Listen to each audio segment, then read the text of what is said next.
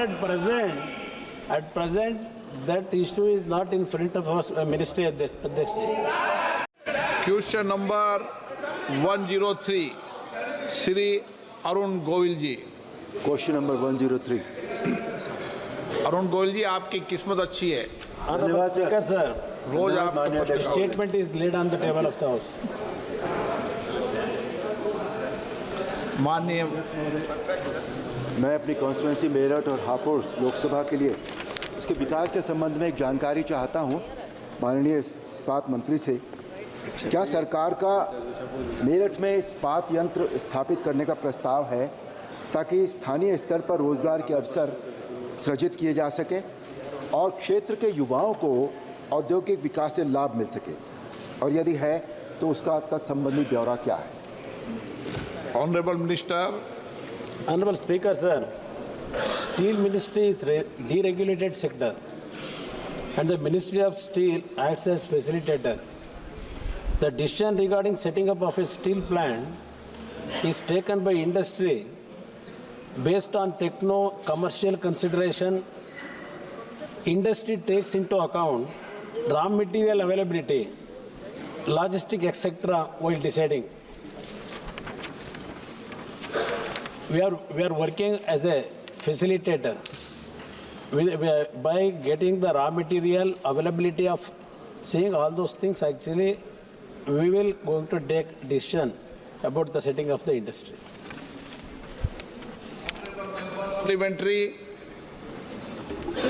Supplementary पूछना है आपको? माननीय अध्यक्ष महोदय, मुझे मंत्री जी के उत्तर से यह नहीं समझ में आया बिल्कुल भी कि वहाँ संयंत्र स्थापित करने का कोई विचार है या नहीं है। यदि है तो इस परियोजना की क्षमता, निर्धारित समय सीमा और अनुमानित बजट वो कुछ बताएं। बता दे मंत्री जी, हाँ या ना, एक शब्द। अध्यक्ष महोदय या ना? अध्यक्ष महोदय, there is no question of not present. Question ने आपका विचार है या नहीं, हाँ ना में जवाब देते हैं। नहीं नो। श्री प्रशांत पेडोले। प्रशांत पेडोले। धन्यवाद अध्यक्ष महोदय। आपके माध्यम से मैं मंत्री जी से प्रश्न पूछना चाहूँगा। इस्पात क्षेत्र में आत्मनिर्भर भारत अभियान के तहत आयात पर निर्भरता कम करने और निर्यात को बढ़ावा देने के लिए क्या कदम उठाए जा रहे हैं?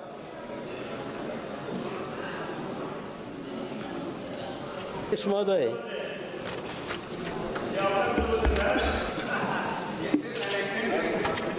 actually, अध्यक्ष महोदय, this what is asking actually one more time I wanted to actually please one more time you please ask. चलिए एक बार दोबारा पूछ ले, लेकिन मंत्री ji please. Hindi I can't understand, that's why actually. आप इस्पात क्षेत्र में आत्मनिर्भर भारत अभियान के तहत एक आयात पर निर्भरता कम करने और निर्यात को बढ़ावा देने के लिए क्या कदम उठाए जा रहे हैं? अध्यक्ष महोदय, आगे आप। The steel production in Atmanirbhar program, our Honorable Prime Minister, his vision is by 2030 we have to reach the production of steel by 300 million ton, Adhyaksh ji. For that actually we are working out to self-sufficient production. We are working out to reach that Atmanirbhar program, Adhyaksh ji. Shri बालाशोरी Ballabh नेनी। My question is regarding to just press the button. Setting up a steel plant at Kadapa in Andhra Pradesh. According to AP Reorganization Act, central government has supposed to set up a steel plant at Kadapa. Even after 10 years, nothing has happened. Whether ministry is going to take up this issue because it is a act promise according to AP Reorganization promise. So now I requesting the minister whether he is going to consider that or not. Honorable Speaker, at present, that issue is not in front of us, Ministry Adhyaksh. If that issue comes, actually, we will try to consider it, Adhyaksh. Question number 104, Dr. Namdev Kirsan. माननीय मंत्री जी,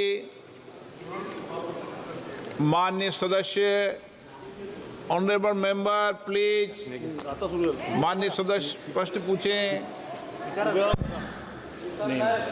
Sir, the reply is given to the question. In that it is mentioned that सरकार 22 अनिवार्य कृषि फसलों के लिए फसल बीमा देती है, सॉरी के लिए न्यूनतम समर्थन मूल्य तय करती है। लेकिन आज जो न्यूनतम समर्थन मूल्य जो तय किया गया है वो बहुत ही कम है। जिस तरह से यहाँ वादा किया गया था कि उत्पादन खर्च होता है उससे 1.5 गुना वो तय करेंगे, न्यूनतम समर्थन मूल्य वो हुआ नहीं। और किसानों की आय डबल करने की सोची थी लेकिन डबल हुई नहीं। इसके ऊपर अगर आप, मेरा ये सवाल है कि क्या न्यूनतम समर्थन मूल्य में बढ़ोतरी करने का विचार सरकार कर रही है। और दूसरा क्वेश्चन है सर, प्रधानमंत्री फसल बीमा योजना, इसमें 16-17 में 1,65,960 करोड़ डिसबर्समेंट हुआ है, लेकिन अभी जो है 23-24 में कितना डिसबर्समेंट हुआ उसका उल्लेख उसमें है नहीं। तो हम कहना चाहते हैं कि इस प्रधानमंत्री फसल बीमा योजना का लाभ सभी किसानों को मिल नहीं पाता, क्योंकि किसानों को अनेक अड़चनें आती है। वो अड़चने के लिए, उनको सामना करने के लिए, उनको सॉल्व करने के लिए कोई भी वो कंपनी का प्रतिनिधि वहाँ होता नहीं। डिस्ट्रिक्ट लेवल पे भी कंपनी का कोई प्रतिनिधि होता नहीं। तो वो काफ़ी किसान इस फसल बीमा योजना से वंचित रहते हैं। तो वंचित ना रहे, सभी प्रकार का नुकसान हो वो उसमें कवर होना चाहिए। कुछ बोलते कि बाढ़ से अगर हो गया तो नहीं मिलेगा, इससे हो गया तो नहीं मिलेगा, ये पर्टिकुलर इससे हो तो मिलेगा। तो हम चाहते हैं कि सभी इससे सरकार ये उसमें इंक्लूड करेगी या उसमें एग्रीमेंट में कंपनी के कि सभी तरह का नुकसान होगा उससे आपको बीमा मिलेगा। अध्यक्ष महोदय, माननीय सदस्य ने जो प्रश्न पूछा है उसमें उन्होंने कहा प्रधानमंत्री किसान सम्मान निधि और अन्य कृषि योजनाओं की क्रियान्वयन, उक्त योजनाओं के लाभान्वित हुए किसानों की संख्या, और फिर पूछा उन्होंने गृह में कि किसानों को समर्थन मूल्य। आप तो उन्होंने जो पूछा उसका जवाब दे दो। अध्यक्ष महोदय, पहला मेरा निवेदन है कि भारत सरकार